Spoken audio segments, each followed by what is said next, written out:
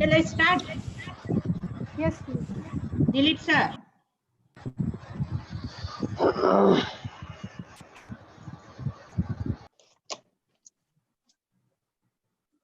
Very good morning to everyone present here with warm greetings. It gives me great pleasure to extend a warm welcome to all of you present here on behalf of Department of Computer Science and Engineering, UVCE, Bangalore University, conducting a webinar on enabling technology to shape a human digital society. Why does it need help? By resource person, Professor Preeti Madliyar, our dynamic social scientist and an assistant professor at IIIT Bangalore. We welcome you, madam. Thanks, Professor Vimla. I'll just share my screen. Okay, I complete this, madam. Yes. So I complete this, madam. Okay. Okay. We welcome you, madam. We also welcome our Honorable Vice Chancellor, Professor Venugopal K.R. sir, for his moral support and being a pillar of our college. A warm welcome to our beloved principal, Professor H.N. Ramesh, for continuous support. We also welcome our Dean, Faculty of Engineering, Professor Deepa Shanai, Placement Officer, and also our Chairman, Professor Dilip Kumar, for continuous support. We welcome you, sir. We welcome chairpersons of all the departments of UVCE who are present here, faculty of UVCE and student research scholars, PG and UG. We extend a warm welcome to all participants from various organizations. Okay. A brief introduction about resource person, Professor Preeti Madliyar by Shrushti Madam.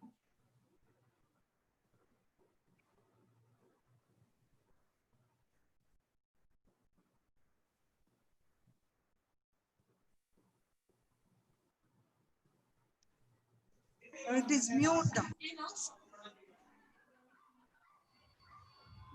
ಸೃಷ್ಟಿ unmute ಮಾಡ್ಕೋ. Unmute ಮಾಡು ಸೃಷ್ಟಿ.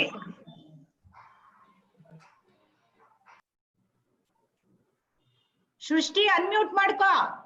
Hello. Unmute ಮಾಡು. Sorry, ma'am. Thank you, Professor Vimla, ma'am, for your warm welcome. Good afternoon, one and all. It's a great pleasure for me to introduce our speaker, Professor Preeti Madliyar, who is going to talk to us about the enabling technology to shape a human digital society. Why does it need help? Our speaker, Dr. Professor Preeti Madliyar, she is currently Assistant Professor at IIIT Bangalore. She has a master degree in communication studies and defense and strategy studies from the University Pune and a PhD in communication studies from the University of Texas Austin. Media and news media processes, and she studies using qualitative and ethnographic methodologies. Her work has been published in human computer interaction venues such as ACM CHI and ACM CSCW. Some of her work also finds expression in speculative writing that has been a part of anthologies published by the Digital Asia Hub Hong Kong and Alexander von Humboldt Institute for Internet and Gesellschaft Berlin, Germany. Thank you, ma'am. We thank you for accepting our invitation and taking out your precious time for the webinar. Thank you, Srishti, for that warm introduction. And thank you very much, Professor Vimla. Good afternoon to everyone. I'm very happy to be hosted by the Department of Computer Science and Engineering at the illustrious UVCE. I am not a native of Bangalore. I come from Pune, but I knew of UVCE by its reputation even when I was not living in the city. And I'm delighted at this opportunity to speak to all of you. I would like to start off by saying that perhaps there can be no description more suitable to describe the times that we live in today, more than the digital society. There is very little in our lives that remains untouched by digital tools and solutions. So much so that sometimes the very notion of development or what we would consider as developed is marked by the extent to which digital tools and technologies are being used to resolve a problem. And of course, there is no doubt that technology has ushered in a sea change in the way we go about our lives. But technology is also not a magic bullet that will instantaneously solve any and every problem that is for which it is applied. It also has its limitations, and those limitations sometimes don't always make life easy or inclusive or humane in the context in which they are deployed. And I hope to draw from various different research studies that I have conducted over time to show you why that happens and how technology can benefit from an interdisciplinary dialogue rather than working by itself in a silo when it sets out to solve society's problems in the interest of creating a more inclusive and humane digital society. So my introduction to the building of a technology solution began in 2011 during an internship with Microsoft Research in Bangalore. It involved a voice portal for citizen journalism that was deployed in the state of Chhattisgarh called CGNet Swara, which began operations in 2010. Now, Chhattisgarh, as you know, is not a state that makes news in mainstream news media for positive stories. It has a very challenging geopolitical context, which takes a violent turn, and it faces various developmental challenges. Almost 80% of this population is rural in nature, and most of them speak the language of the tribes that they belong to, such as Gondi or Madia or Kuduk. And there is no news media really that publishes news in these particular languages. So Shubhranshu Chaudhary, who's the moderator of CGNet Swara and also a former BBC journalist, decided to look at voice as a means to create a more inclusive media news ecosystem for the state of Chhattisgarh. Internet as a medium at that time in 2010 had its limitations. Firstly, because internet penetration in 2010 in the state of Chhattisgarh was very low. It was at around 0.5%. Also, to use the internet, you need to have a device which could be expensive. Not everybody can afford it. The poorest of the poor cannot afford a device like that. The internet at that point in time was also largely English speaking in nature. So you needed to have literacy skills, you needed to know English to really be able to participate in the creation or in the production of news on the internet. And voice as a medium was a way to kind of bypass all of these challenges, because voice is something that belongs to everyone, and to be able to participate in this particular process, all that you needed was to have a feature phone. Bill Thies, who was a researcher at Microsoft in Bangalore at that point in time, had developed a voice portal, and Shubhranshu and Bill decided to work together and deploy it in Chhattisgarh to see if it would be useful as a citizen journalism platform. Now, the way it works is very simple. Callers have to give a missed call to a toll-free number to this particular server that you can see on the screen, and the server will then call you back. Callers can either press 1 to record news, or they can press 2 to listen to the news. And once they finish recording the news, it is the moderator, that is Shubhranshu, will step in. He fact checks whatever is recorded for authenticity, for accuracy. And if he's satisfied that it meets the parameters of a genuine news product, he then releases it for consumption. And he makes it available in two ways. One is that you can again dial into the portal to listen to that particular news content through voice, or you can also access the same news content on the CGNet Swara website. Not only that, Shubhranshu also plays a very important role of constantly lobbying with various journalists and various mainstream news media platforms to ensure that the stories that are being reported on this voice portal get enough attention and are amplified so that people's grievances are resolved. And it also worked pretty well. So for instance, there was this news story about how a father who was not being paid his wages, even though he was working in the NREGA program, he could not afford treatment for his son, and his son died in the hospital. And this particular news story was reported on the platform. And it was covered by various news outlets such as BBC Hindi, The Hindu, The Times of India. And due to this coverage, the father was able to get the wages that were due to him. But unfortunately, obviously, it was too late and the son passed away. Nevertheless, it is an example of the kind of effect that could have. So I came in as an intern on this project to kind of assess how this voice portal was working, who was using it, not using it, what are the challenges that they're facing. And there were two things that we were obviously very interested in. One is who is really making these calls? Who are the users? Who is actually dialing into this platform to report news? And we found out that the users were social activists and their beneficiaries. There were part-time journalists, and there were also people who were just, dialing in to listen. But what we were also interested in is knowing who is not calling, right? So if we are saying that this is an inclusive platform for the poorest of poor, then who is it that is not making use of this particular platform was also something that we were very interested in. And we found out that it was poor who really were not making use of the platform, and they had various reasons for this. One is that they weren't really aware of that particular platform, and they were also fearful of repercussions given the kind of context in Chhattisgarh. And like the editor of a Hindi news daily in Raipur, which is the state capital of Chhattisgarh, said, we cannot expect a weak, defenseless person to have the courage to speak out on Swara, because talking on the portal, talking on the mobile phone to someone or something he does not know is a very big thing. Now, this particular quote is quite emblematic of the limitations of technology, because it allowed me to witness how even when technology is being mindful of the context in which it is being deployed, such as voice to support more inclusion rather than the internet, and because there is a low literate population in Chhattisgarh, it is still insufficient in and as of itself to resolve an issue just because an appropriate technology is present. It does not mean that people are going to also get the conviction to use them.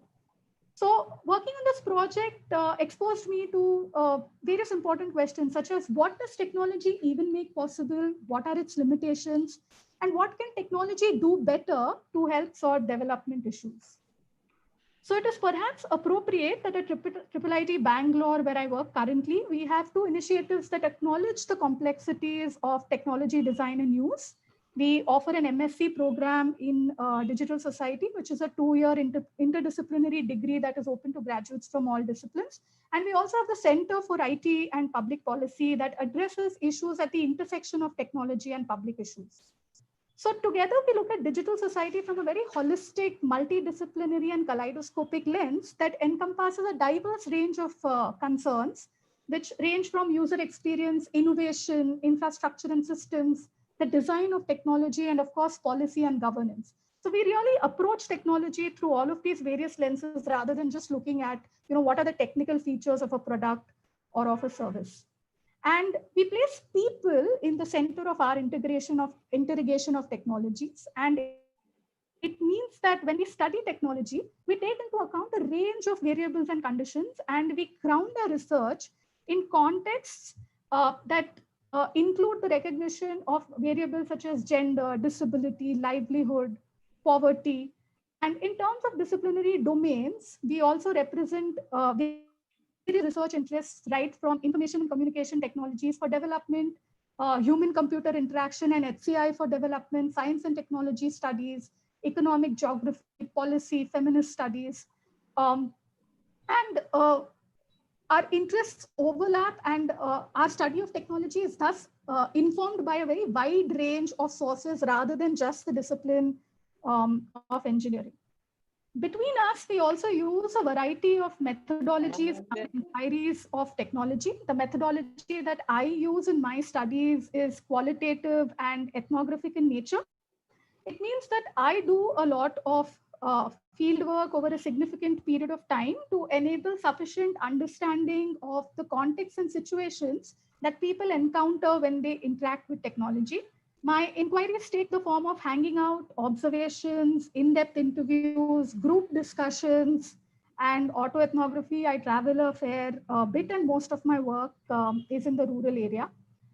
My preference for a qualitative inquiry that lasts over several months and sometimes even years is because of how it allows you to stumble on some very unexpected discoveries when you're speaking to people and when you're just hanging out with them, which enhances your understanding of, how are they using technology? What do they hope to get out of it?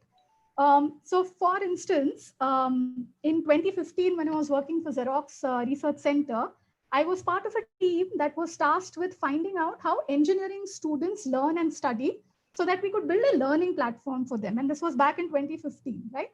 And we were very interested in especially looking at low resource environments. So the college where we conducted the study was on the outskirts of Bangalore city. And it was maybe a tier 2 or a tier 3 college, which had very low infrastructure support. The college didn't really have any fancy technology infrastructure such as a Wi-Fi. Communication would take place through the old-fashioned ways using notice boards, etc.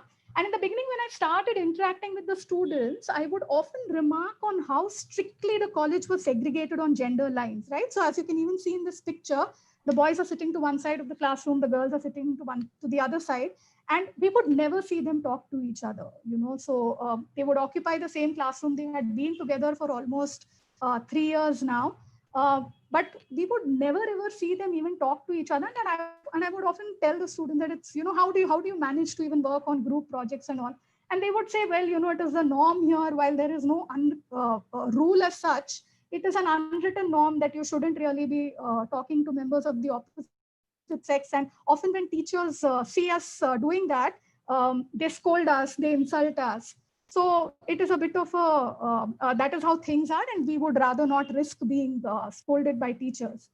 But I think I did the study over a period of 4 months, and around the second month or so, I actually moved into the girls' hostel to live with the students to get a closer understanding of their everyday lives and the challenges that they face as students in completing projects, and simply how are you really learning once you go back to the hostel from your classrooms.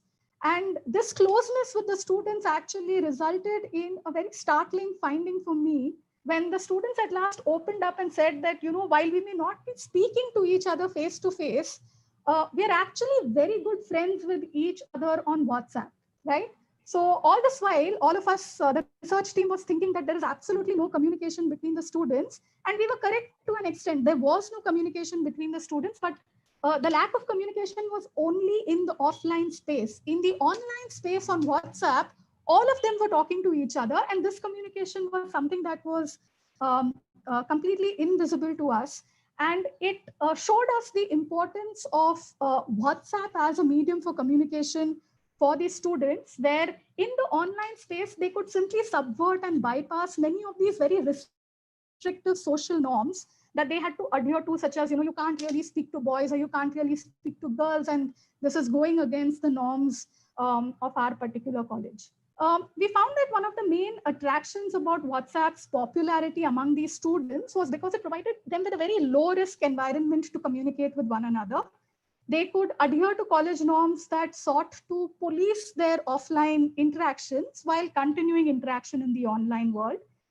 There were also boys and girls who faced confidence issues when interacting with the opposite sex face to face. But in the online space, they really did not encounter such issues at all. And second, because they had succeeded in creating a class WhatsApp group, the students began to feel a sense of community, which would otherwise have been missing if that other online space did not really exist for them. And the sense of community was aided by the structural features of WhatsApp, such as WhatsApp will make visible the phone numbers of everybody in their group. And they could communicate with one another because the phone number would typically be carried with a profile picture of the student.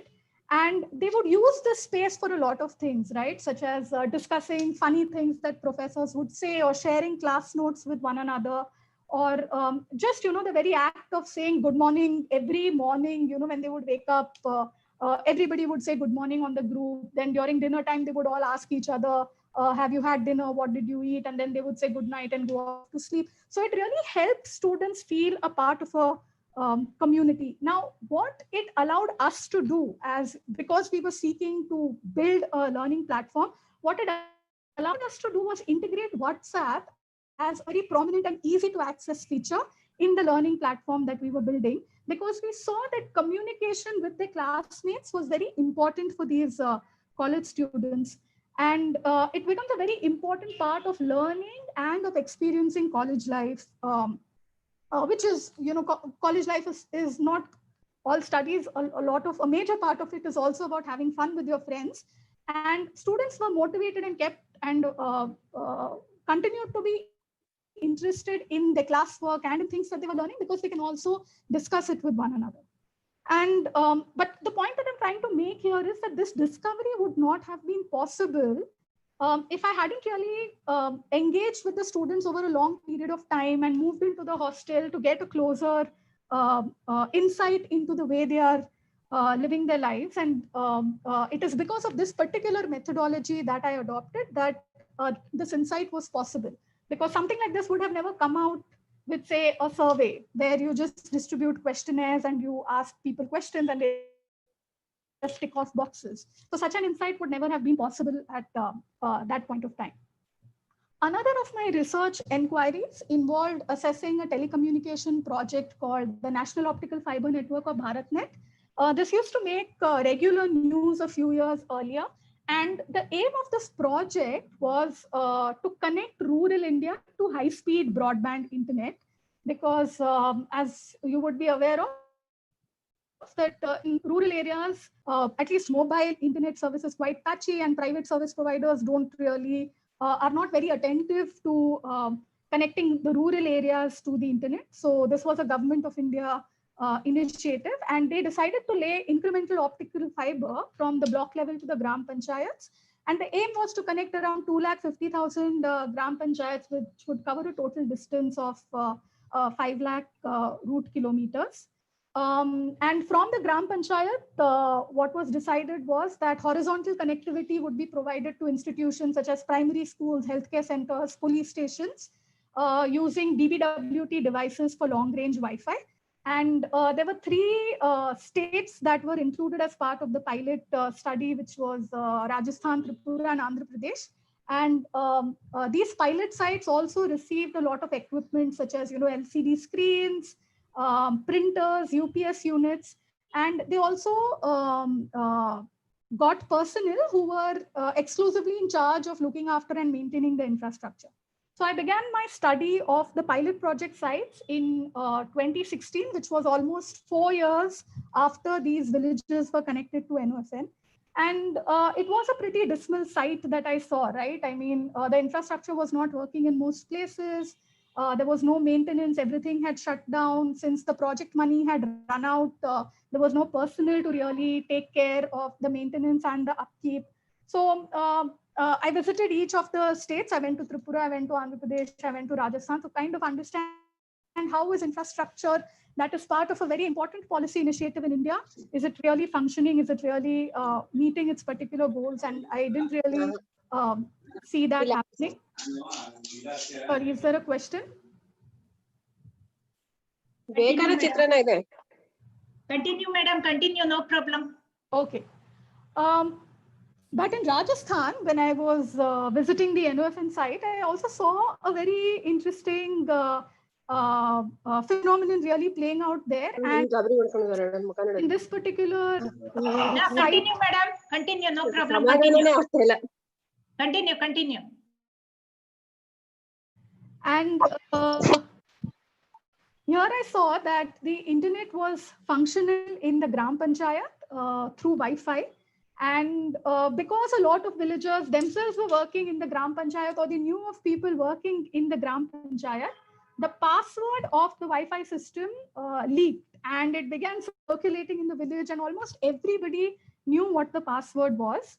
So much so that it almost became like a community resource, right? So if you needed free internet, people knew that you could go to the Gram Panchayat office, stand outside and begin using it, simply because the password was known to everybody.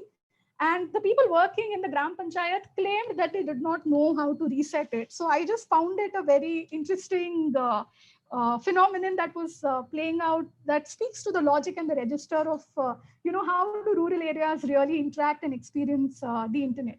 But this phenomenon also led me to ask the question, if it is free and if it is easily available, then who really gets to use the internet? And my initial preliminary observation showed that it was only men who were coming to the site to access the internet.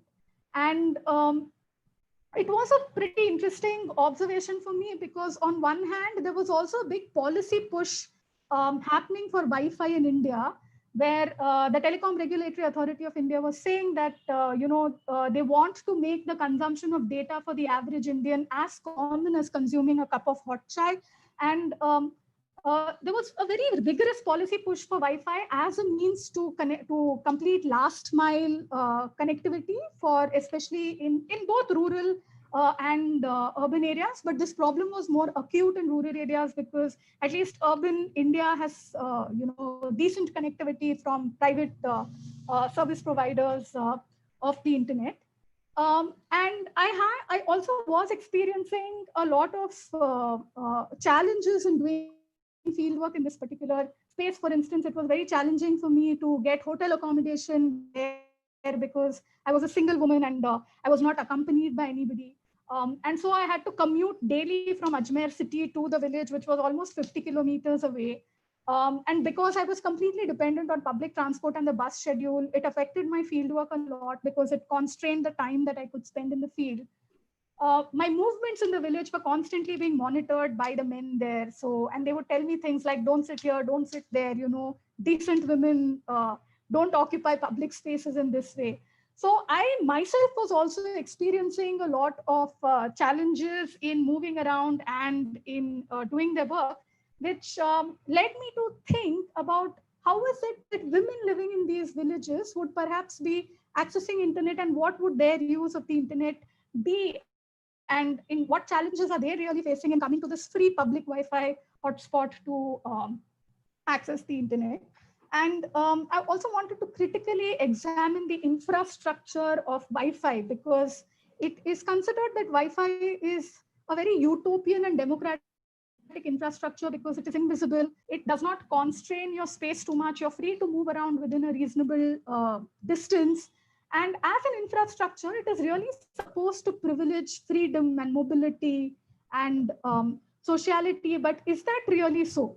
I wanted to really understand who is the Wi-Fi infrastructure really addressing, and who is it really leaving out? Because infrastructures are not just defined by the technical qualities, but they also take and they also undergo a very social dimension, where some people will be comfortable accessing a particular infrastructure and using it, whereas others would not be. So in that sense, it also functions as a very semiotic device by kind of encoding who really is this infrastructure for, and who is it really geared towards, and who really is being left out from it. So Wi-Fi hotspots in practice are essentially also sites where the politics of space, the politics of gender, the politics of geography often get negotiated and contested daily. Added to this, there were some private service providers in this particular village who were interested in using NOFN to begin retail service of Wi-Fi. And so I asked them, what is it that you are taking into account when you decide where will you locate your infrastructure? And they said, see, the only thing that we are taking into consideration is backhaul availability.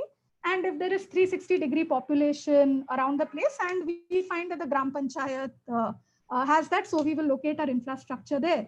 And I asked them, have you really thought about women and whether they will be able to come to the Gram Panchayat to use the Wi-Fi? And they told me that women are not really using the internet, and that is because they do not have smartphones. If they had smartphones, then you would see them come and use the internet. But my fieldwork showed that this was not really the case. Firstly, it was also very difficult for me to even interview women, because none of them were visible in public spaces. So it is through a lot of contacts and, through a chance encounter with a woman who became my first participant in the study, that I was able to snowball and speak to other women in the village. All of the women I interviewed in the village were graduates. They earned their own salary. They owned smartphones, and whatever salary they earned, that would help them recharge the internet and the mobile data, and they would use the internet through that. I also interviewed 14 men, And these were a more wider range, and they were students and salaried workers. Some of them were unemployed. Some of them had dropped out of college. And my findings were pretty interesting, right? So I found that women were using the internet, but they were not very visible in using the internet the way men were, simply because they were not around in the public space. And this is why the private Wi-Fi service provider thought that just because they couldn't see women in the public space actively using the Wi-Fi, they assumed that women are simply not using internet at all, maybe because they do not have access to smartphones. I also found that women had many concerns about moving around in around mobility, and while men viewed mobility as freedom to do a lot of things and to access various spaces in the village, for women mobility was very closely linked to their reputation, right? So they weren't really concerned about freedom as much as what will others think if they see me going to a certain place. So then I asked women, the kind of activities that you can do over the internet only on your smartphone is pretty limited. So what if you want to say do things such as fill out a form for an entrance exam or for employment purposes? Where do you go to access the internet then? So they said that they often go to the nearest town, which is Kishangarh, because there when they go, nobody is really bothered about who they are and where they are moving around, and nobody is really asking them questions and tracking the movements. So every time they wanted to use the internet, they really had to travel a great distance. And they also made this very interesting distinction for me that because it is Wi-Fi, and because, if you want to use Wi-Fi, if you want to use internet, you essentially have to occupy a space for some period of time to do that. And that is very different from just visiting a space and coming. So I could perhaps visit a post office as a woman to complete whatever work I have, but I will not be able to linger in that space. So this was a very important distinction that the women presented, that visiting a space is very different from lingering in a space. I also found that men and women were using internet very differently. Now, because the women were only dependent on mobile data, which was often very bad and very weak in that particular area, the kind of activities they could do on the internet was also very constrained. So they would, use it very strictly and very carefully, because obviously they also have to pay for it. And they would only use it for very necessary work purposes. Whereas for men, this constraint wasn't there because the internet was freely available. They weren't really worried about spending money. And hence they were engaging in a wider range of activities, such as playing video games, downloading films, downloading songs. So the range of activities that they could do was also wider, whereas for the women, it was very constrained. I also found that men obviously were spending more time using the internet because there were no curbs on, how long you could use the internet for. As long as it was working properly and the enough infrastructure was functioning, the men were happily using it. Because a lot of these men would have to come to the Gram Panchayat to use the internet, that place itself became a site for learning for them. So, they would often help out one another. Children would often want to get onto Facebook, and they would approach the older boys for help in doing that. So there was a lot of peer learning between the men, which I didn't see really happening amongst the women. Women who had male members of their family who had brothers were often more familiar with technology, because their brothers, because they would learn from their male friends, they would come back and tell their women family members, especially their sisters, about how to use things.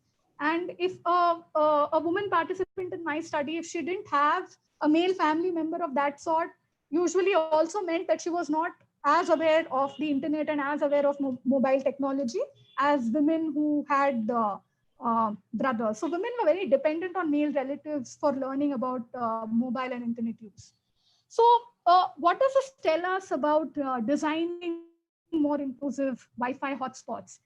It tells us that women are equally internet users, but they become invisible as subjects of infrastructures. They are internet users who can afford and who are even willing to pay for services if they are attentive to their needs. So one of the suggestions in my study was that Wi-Fi service providers need to be more attentive to spaces that women can access more easily and freely without worry about, what their, if their reputation is going to take a hit. So for instance, the village temple was suggested as one place where women don't experience as many challenges in accessing.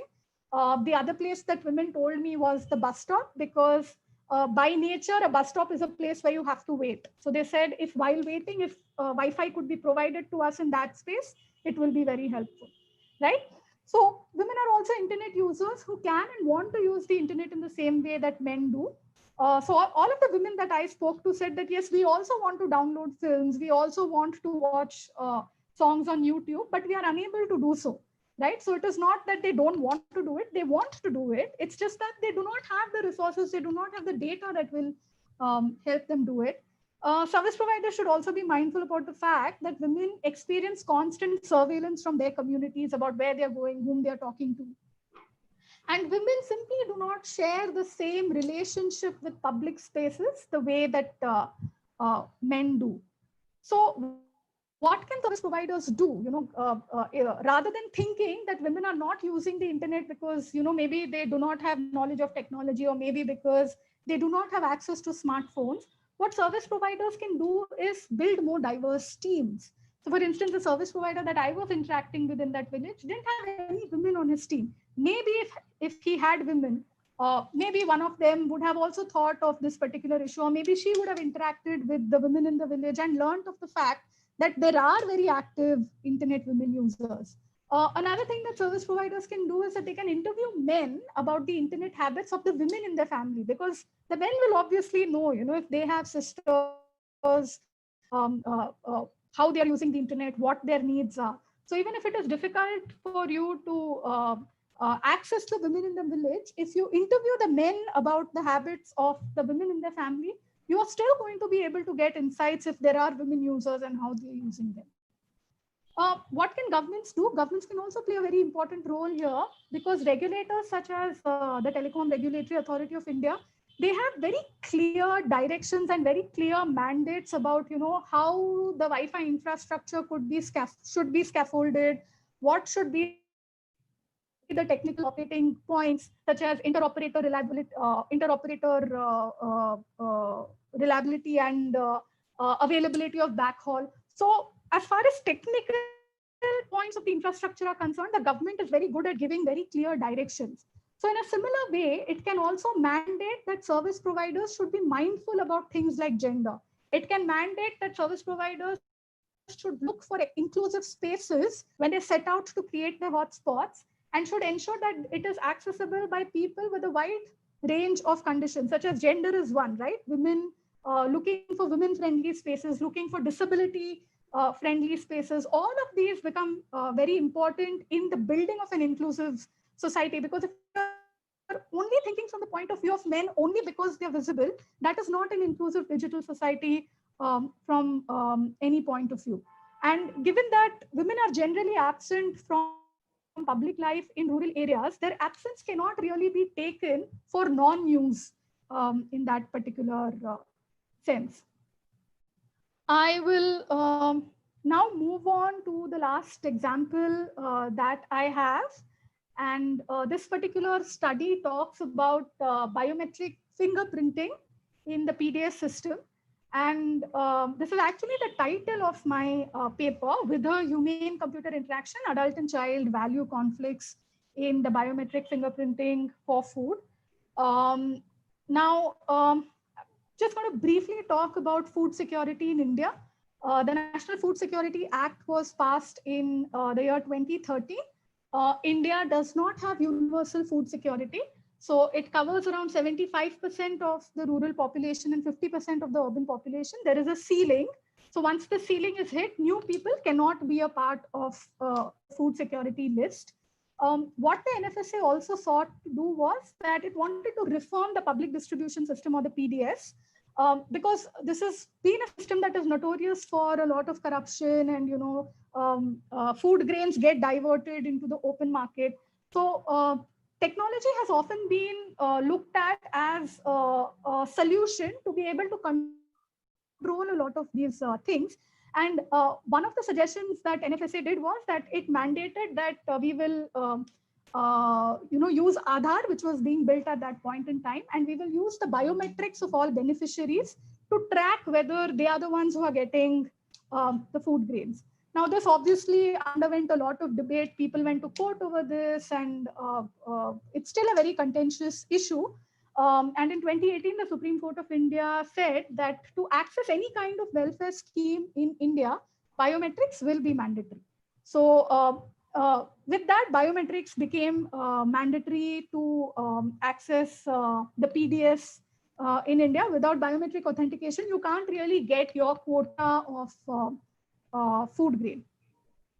Now, when we talk about the issue of hunger, eradication of hunger and taking steps to control hunger has always been looked upon as from a very moral lens. And societies all over the world really agree that it is a question of morality, and hunger is undesirable, and we should be providing food to people who cannot afford it or who cannot access it. And this is a very valuable moral and ethic that is really not disputed in any society anywhere in the world. At the same time, so you have a lot of literature on hunger, and you have economists, you have philosophers also debating about the means with which to resolve hunger.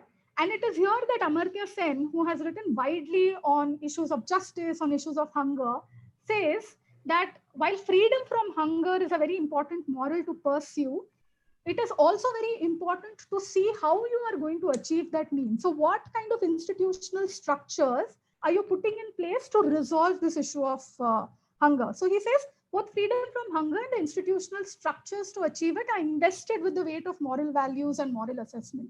So it is not just necessary to solve the problem of hunger. How you go about solving it is also important and is also equally subject to moral evaluation and moral assessment.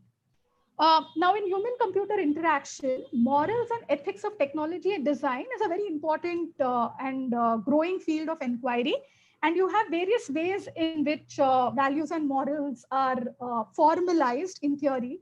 So you have value-sensitive design, you have critical design methodology, and you have a social justice design orientation, especially when it comes to how is technology designed for welfare schemes, or how does it really serve marginalized populations? Now, at the same time, when you look at biometric technologies, there have always been concerns about morals and ethics and values expressed about them, ranging from privacy, surveillance, racial discrimination, the security of biometric data, the reliability of biometric data, and is it really doing its bit for social inclusion of the marginalized in welfare schemes? There is a lot of literature on it, cutting across disciplines, right from feminist studies to science, technology, and society studies, and from HCR studies. So no dearth of literature really which seeks to critique what is it that biometric systems really do. Now, the way that the biometric authentication process works in the PDS is that beneficiaries visit the PDS dealers with their ration cards. The dealer will connect the point of sale terminal to mobile internet data. That is the orange device that you can see on screen. The dealer then enters the ration card number into the machine, and the machine will then display the list of members attached to the card. And the dealer will select the name of the beneficiary who will perform the authentication. The beneficiary will then place a finger on the biometric sensor for authentication. If a match is found, the beneficiary collects the food grain entitlement for the family and leaves. And all of these steps are also accompanied by voice prompts, right? So the voice prompts, because I did this study in Rajasthan, I have the Hindi voice prompts. So it will say, "Krupaya apni ungli sensor pe lagaye. Please place your finger on the sensor." Then the machine will say, "Prakriya jari hai. Krupaya pratiksha kijiye. The process is on. Please wait." And the beneficiary will continue to hold the finger on the machine in that place while waiting for the authentication result. The machine will then have two results. It will say, "Aapka Aadhaar sahi hai." So if the beneficiary's biometric matches, then the machine will say, "Aapka Aadhaar sahi hai." If it does not match, the machine will say, "Aapka Aadhaar sahi nahi hai," and the beneficiary will leave. Right?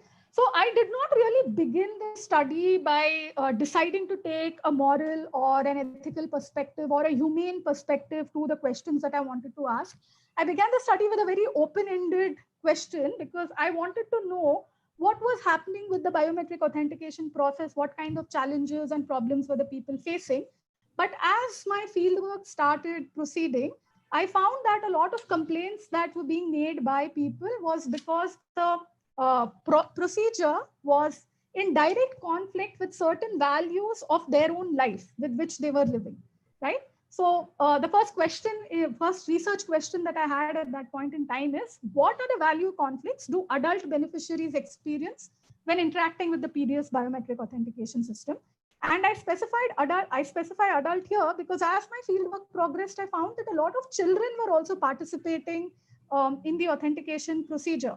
And this is often even told to you by state authorities. They will say that, why do people complain about their biometric authentication failing? Because if they have children in the family, then the children can perform biometric authentication on the behalf of other members. So why do people complain, right? So I wanted to know in what way are children interacting with the biometric authentication process, and are they experiencing any value conflicts of any kind when they participate in this procedure, right? So my fieldwork was done in Ajmer in Rajasthan, and it was mainly among rural agricultural communities. And these were around 5 to 45 kilometers of NH 48. This is important to mention because depending on how far or near they were from the highway, the signal quality of the mobile internet there differed. So if you were around 5 kilometers away from the Hi-Fi, you could get reasonable mobile signal. But if you are further away, obviously it was a big problem. I began preliminary observations on this subject in June 2016. And my data collection ended in May 2019. So I looked at it over a period of almost 3 years. Most of my field work was conducted at PDS dealerships, obviously where the authentication procedure is taking place. And this was with 14 dealers across 10 villages. I observed and recorded the authentication processes of 136 beneficiaries over this period of time. And my observations involved recording very detailed descriptions of the settings, that is, how is the infrastructure, what is the internet strength and quality, how many number of authentication trials are the beneficiaries performing, what kind of interactions are taking place when they're coming for authentication, what are the verbal and non-verbal reactions during this entire procedure, and what are the reactions and comments of the dealers and bystanders who are also witnessing this particular interaction. I conducted these interviews in the homes of the beneficiaries, and I also went to the fields, the actual fields where people were working as laborers. This is important because almost 2 phases of my data collection happened in the month of March. And anecdotally, people there told me that, in the month of March, our biometric authentication failures increases because the month of March is also when we are harvesting crops. And as you can see in the second picture, these are laborers working in the fields. And when they're harvesting crops, they are not really wearing any protective gear for their hands. They're essentially pulling these crops out with their bare hands. And the crop that is grown in this region of Rajasthan is chickpea or chana, and it is a very thorny crop. So every time you are engaging in the process of harvesting, you get very deep cuts on your hands. And this interferes with the authentication. Is there a question? Can I continue? No, ma'am, please continue. And 67 men, and I interviewed 42 children, of which 16 were girls and 26 were boys. And I also spoke to government school teachers because I wanted to know if participation in the biometric procedure is affecting the children's education. I also interacted with state agencies, such as the district office in Ajmer, the Department of IT and Communication in Jaipur, which is responsible for the implementation of the biometric authentication procedure in the PDS. And I also filed RTI applications because I wanted to know how many children are really participating in the process.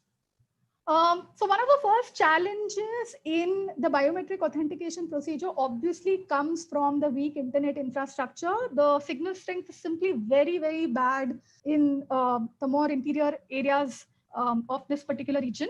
And as you can see, what all of the dealers have been given by the state government are high gain antennas, and they are supposed to place these high gain antennas at an elevation and connect it to their POS machine to amplify whatever mobile signal strength is there. So the dealers spend a lot of time in looking for places where they can climb and where they can place these high gain antenna. And as you can see in the second picture, children are often roped in to do it because adults are simply not agile enough to, you know, climb trees or scale structures of this kind. So firstly, finding a place with strong signal strength is one of the major challenges that PDS dealers even face in beginning the biometric authentication procedure. Another tactic that dealers use is that, you know, they collect SIM cards and they buy SIM cards of almost all the service providers, Airtel, Idea, Vodafone, Jio, and they keep switching the SIM cards to see whichever one will give them decent signal at any point in time. And they often do it, you know, after every person authenticates. So they will keep opening the POS machine, inserting another SIM card to kind of see which one is giving them better signal. And this obviously leads to very long wait times, because for after every authentication procedure, if you're going to, you know, keep switching SIM cards to find something that gives you decent strength, it is going to result in a very long wait. The other challenge that people face is obviously with the biometric authentication failure itself. So even if the internet is working, people's biometrics may not work. And then biometrics do not work for various reasons, right? One is, of course, old age. The machine is not able to read your fingerprint correctly. The other is, as you can see in the first picture, the man's finger is bandaged, and it is bandaged because he's a laborer who's harvesting. And over a period of time, he's saying, I've had so many cuts, you know, I'm working as a laborer since my childhood. So given that I indulge in so much of manual labor, the machine simply does not read my fingerprint. So there's old age, there's manual labor, and there are also injuries that interfere with the processing of biometric data of the bodies. So out of the 136 biometric authentication processes that I observed, 41%, that is 56 beneficiaries, did not have any problems in authenticating the fingerprints on the very first attempt. 22%, that is 30 beneficiaries, could authenticate on second or third attempt, so it took them more than one time. And 36%, that is 50 beneficiaries, experienced repeated authentication failures above 4 attempts, you know, lasting even up to 10 attempts. And they would have to make repeat trips every day until their data was read correctly, or in many instances, sometimes even that did not happen. Are there exceptions? Can you bypass the biometric authentication procedure? Before that, I just want to say that whenever people are confronted with authentication failures, one of the first things that they do is they try and repair their fingers, right? So water becomes a very essential commodity for the biometric authentication procedure to happen, because people sit down on the ground and they rub their fingers in mud or in concrete or whatever abrasive hard surface is there, because they want to clean the ridges of the fingers so that the machine can read their prints. So that all the PDS dealers tell me that, you know, whenever we start distributing ration every month, we have to arrange for water. Sometimes PDS dealer shops are located very close to water sources such as hand pumps or, you know, even the water trough for cattle. But if it is not close to a water source, then they arrange for water in buckets. And they say that they ask people to scrub their hands with salt and come before they come for authentication and to moisturize their fingers. But that does not always work. So when it doesn't work, then they sit right there, they find mud, they find earth and soil, and they scrub their fingers with that. They also rope in other people's bodies or their own bodies to do this. So hair oil is something that they try rubbing their fingers in, or even the sweat from their scalps, because they want to really clean the fingers. And especially when, because of calluses, when your fingers become hard, when your palms become hard, the machine simply does not read your data. So to soften that, many of them often also use oil. Now, are there exceptions to the biometric procedure? Yes, there is. So one of the ways that you can access your quota of ration if your biometric fails is through OTP. So if your phone number is linked to the Bhamasha database in Rajasthan, then the dealer will send you an OTP and you can enter that in the machine and you can access it. But this particular procedure is not used at all. And this is because when the OTP exception was introduced, a lot of dealers began using them, and then they were sent notices by the district office saying that you are indulging in corruption. And they could have also been indulging in corruption, though obviously they claim that they were not. And because a lot of dealers started getting notices whenever they would use the OTP option, they all decided to stop it. So though officially on paper the OTP option exists, dealers simply refuse to use it because they say if I use OTP, I will get a notice. Another exception is that if your fingers don't work, then you can show them to authority figure in the government, and and they will examine your fingers, and if they feel that yes, there is really a problem, then they will add your name to a list and send it to the dealer, and the dealer will give you ration if your name is on the list without conducting the procedure. But it is not very easy to get onto the list. And also, once you're on the list, you will not be there forever. You have to keep renewing your name. And for many poor people, this is simply not something that, many of them are even aware of, right? So unless the dealer really tells them about it and he also helps them in getting onto the list, it becomes very tough for these people because they have to convince the authority that please look at my fingers. I really am not able to pass the biometric authentication system, but I still need food. So I found that the value conflicts that were experienced by adult beneficiaries were essentially to do with time, dignity, and privacy. And the way time plays out is that lining up for authentication, as this particular participant told me, is always an anxious affair because there is no accounting for our time. When they come to take the food grains, it means that because they have to wait for such a long time, they don't know when good internet signal will be available or what happens if their biometric fails. It means that, sometimes they even have to lose their wages. Most of them in these rural areas depend on daily wages for their livelihood. But if they are not able to go to work and only because they have to collect ration, it means that they're going to lose out the money. And if on that day they don't get ration, it means that they have to come again on another day, right? So they don't know how long it is going to take. Sometimes it gets over in a matter of minutes. Sometimes it takes, the entire day or even multiple days in a row. So people are always unsure if we should wait or if we should return later. Since we can only come on the dates that are set aside for a village, it is not like we have the liberty to come according to our convenience. The other value conflict that people experience is to do with dignity. So like this 72-year-old man told me that my family sends me to authenticate because I'm the only one who can afford to come and spend to come and do the authentication procedure to get the grains for our family.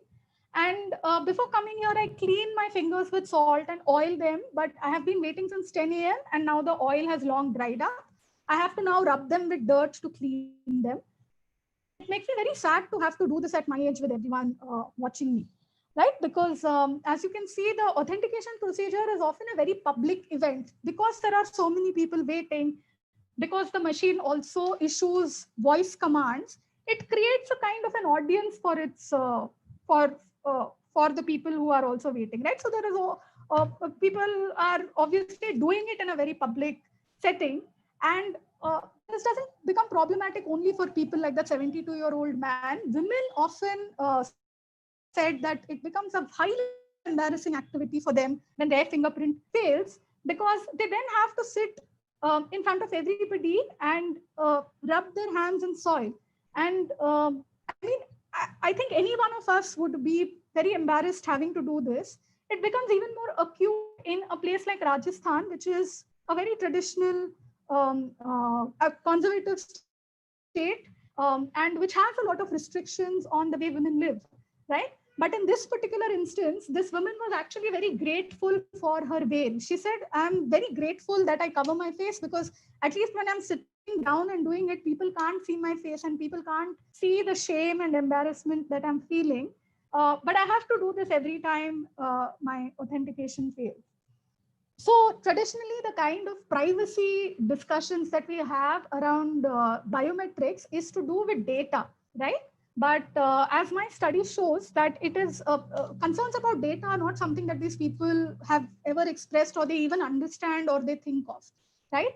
But this is to do with the privacy of the person. This is to do with the privacy of the self and about performing an act in a public space. And that definitely does cause embarrassment and it does bother them tremendously.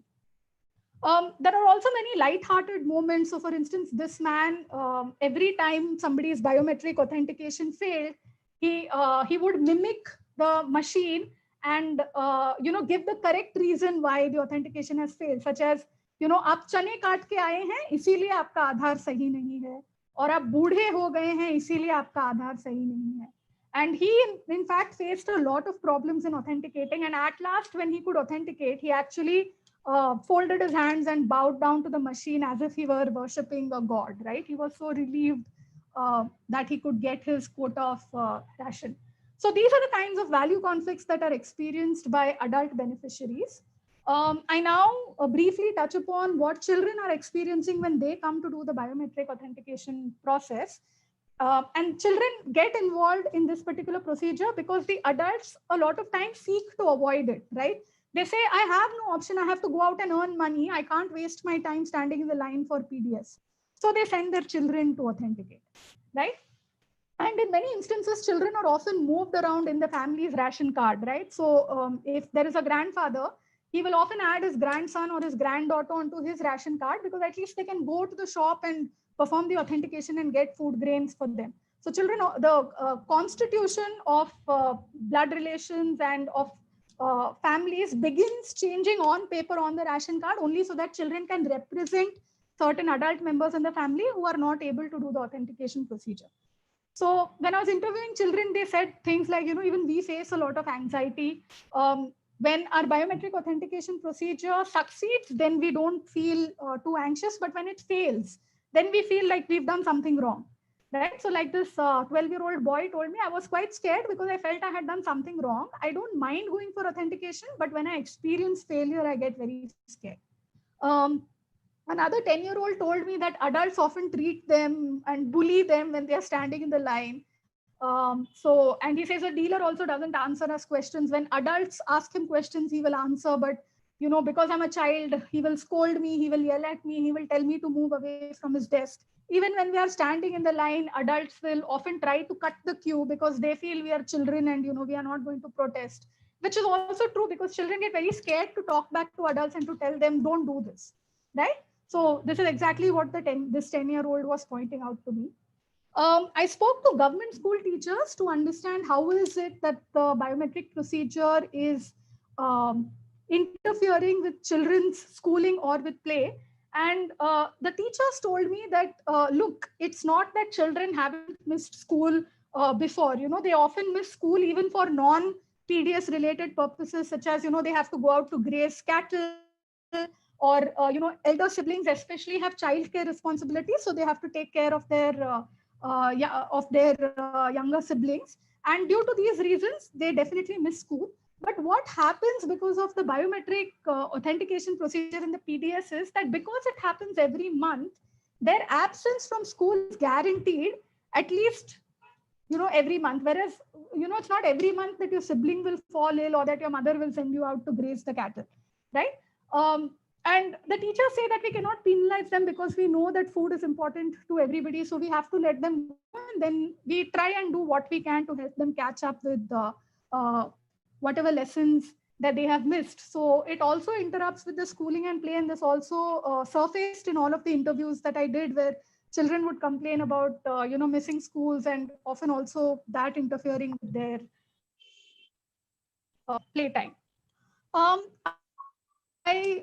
Those were my findings, and I would like to now briefly discuss what this really means from a human-computer interaction point of view. And I again turn to Amartya Sen, who in the idea of justice talks about Niti and Nyaya of infrastructure. Now, these are two Sanskrit terms that Amartya Sen uses. And he talks about how both mean justice. Niti also means justice, Nyaya also means justice.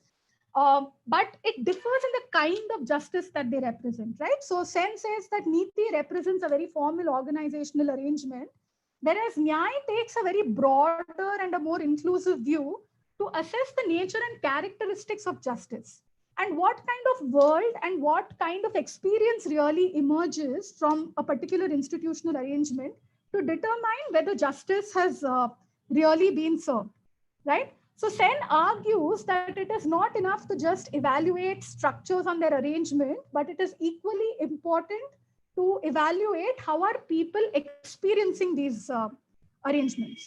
So when you look at the biometric authentication process, you will see that the procedure itself is hampered by the lack of supporting infrastructural values, right? A lack of internet, which is very essential for this particular procedure to be completed, is simply missing.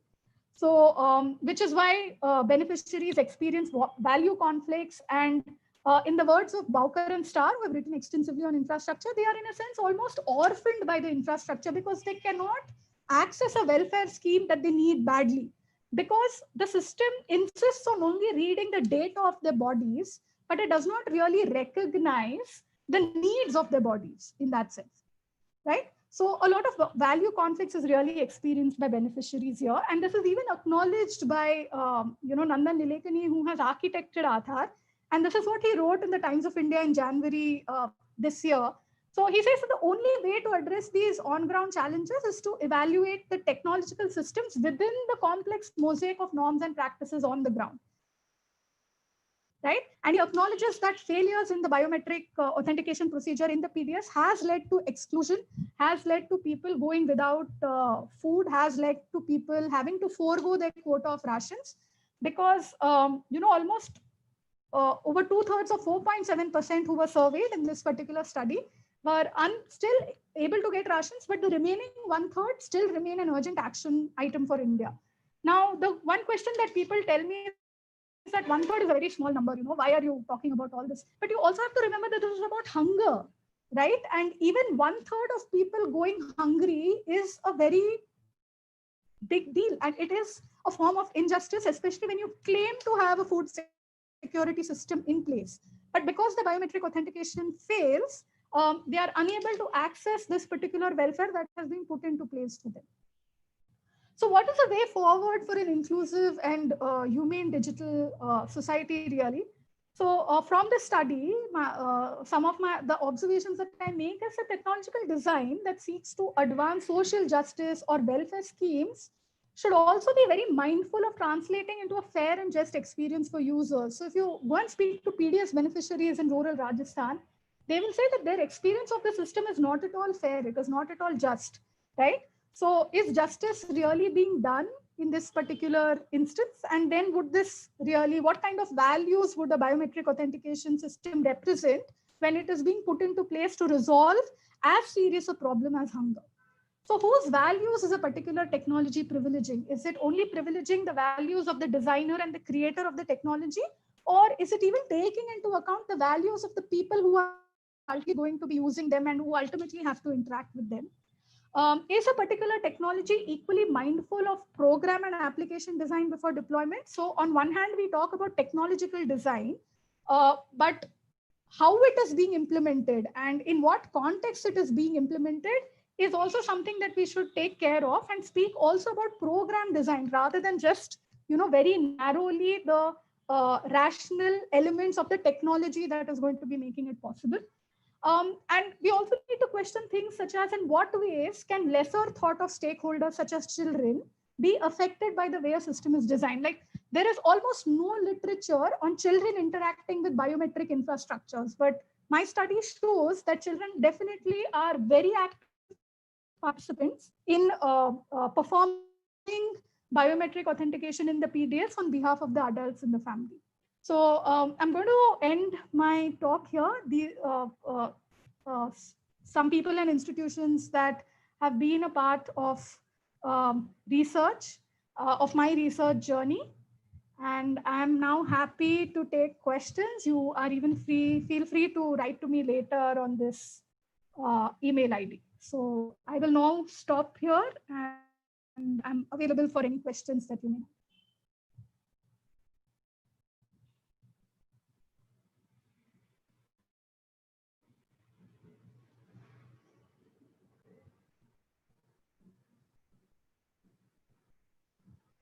Questions from audience.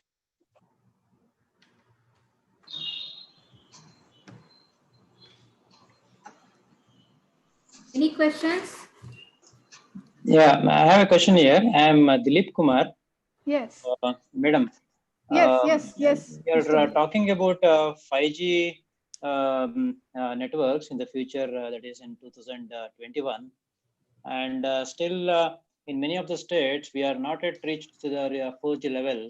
And in the future applications will be based on 5G. So how this gap could be reduced? I am not sure. I'm not very aware of the technology possibilities of 5G or what we could do to perhaps resolve that particular issue. All I can say is what I have seen in my field work, where even 2G connectivity becomes very difficult in these particular areas that we are speaking of. So, many of them are not even on 3G or 4G yet. So I don't know what will happen about 5G also, especially because private service providers generally are very neglectful of rural areas. So that is not something that is their immediate cause of concern for any of them. So what can be done to bridge the gap is obviously building of infrastructure in these rural areas. But where is the incentive really, right? So private service providers would obviously prefer to build their businesses in urban areas where people can easily afford it, where there is more population density, whereas rural areas are more remote and more sparsely populated. So the economic and market incentive for building infrastructure does not exist in many instances in these places. I hope that answers. I don't know if I've Thank you, madam. to answer your question. Okay, it's okay, madam. Thank you, madam. Thank you. Hello, madam. I am audible to you. Somebody Yes. is asking the question. How does this Yes, digital I am audible. digital society will change the lifestyle of a person or lifestyle of their lifestyle in the society? How does it change the lifestyle? No, how does it going to impact on the society? I think it's a little difficult to answer a very general question like this unless we place it in some context, right? Change is inevitable, change will happen. But what kind of change is it? Is it desirable? How can people cope with the change? Is something that we would only know once we understand the contextual details in which that particular change is happening. Otherwise, it becomes a little difficult to, just hypothesize without a situation that is presented to you. In particular rural areas. Sure, but rural area is immense. What particular situation are we talking about is equally important. That change will happen. It's inevitable. Nobody can stop anything. That is a marker of progress. That is a sign of progress. But what kind of change are we talking about? What situation are you referring to is also important to understand before a question like this can be answered.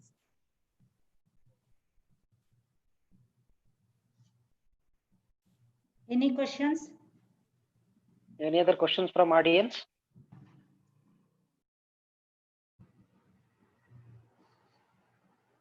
I am receiving some questions on chat that I can see. So Bhumika is asking, are any technical organizations working for these situations? How is it impacting the society there?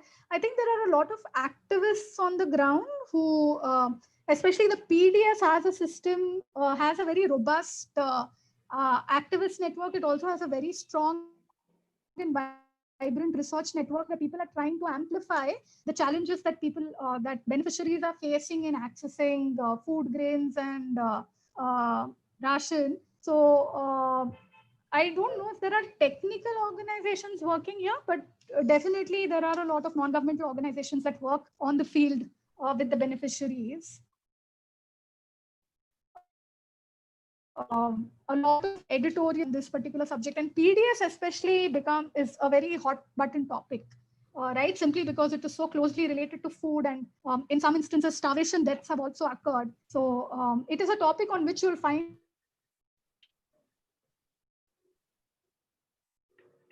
a lot of popular news media.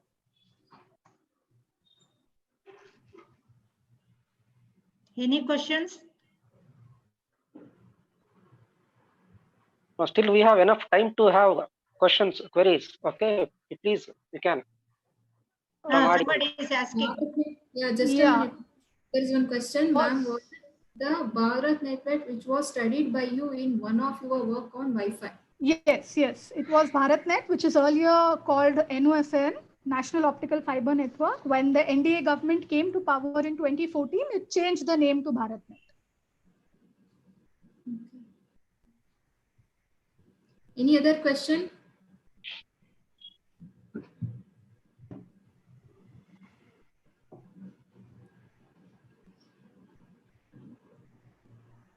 One more question.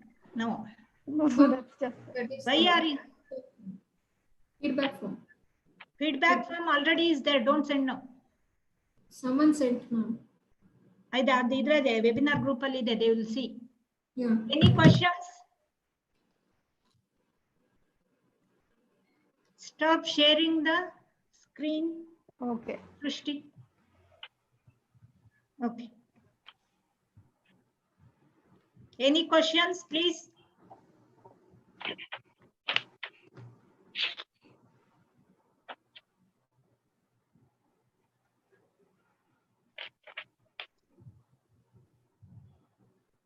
Any questions? I think not. You're free to Okay. write to me on my email too, in case you Okay. have thoughts later. Okay. Shall I proceed? Yes. Okay. I request Dharmendra to give vote of thanks. Dharmendra. Okay, madam. Okay, madam. Yeah. Okay. Good afternoon, all. First and foremost, I express my gratitude to the Bangalore University and UEC providing us an opportunity to conduct this webinar. Distinguished speaker of the day, Professor Preeti Mudliar, respected principal, Professor H.N. Ramesh sir, our beloved Dean, Professor Deepa Shanai madam, and Chairman, Professor S.M. Dilip Kumar sir, honorable professors, faculties, research scholars, and my dear students. It seems to be a great honor to propose the vote of thanks to all who have helped us in the making this webinar a success. I would like to give my hearty vote of thanks to our distinguished speaker, Professor Preeti Mudliar, Assistant Professor, IIIT Bangalore, for their excellent presentation and making this webinar success and very meaningful and interesting. As a token of gratitude, I would like to present an e-certificate to the Madam Professor Mudliar ji. Thank you so much for the certificate. Yes, present the e-certificate. Thank you very much, and I can see the certificate. Present, share. Shared. It is shared. Yes, yes, It is shared.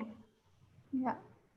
But I'm mostly very thankful to all of you for hosting me for the talk, and especially to Professor Vimla, who sent a very sweet email inviting me to share my work with all of you. It's a great honor to be speaking to the UVC audience. And I found my research and my talk useful. Like I said, I'm happy to receive any questions from you even on email. So thanks very much, and have a good weekend.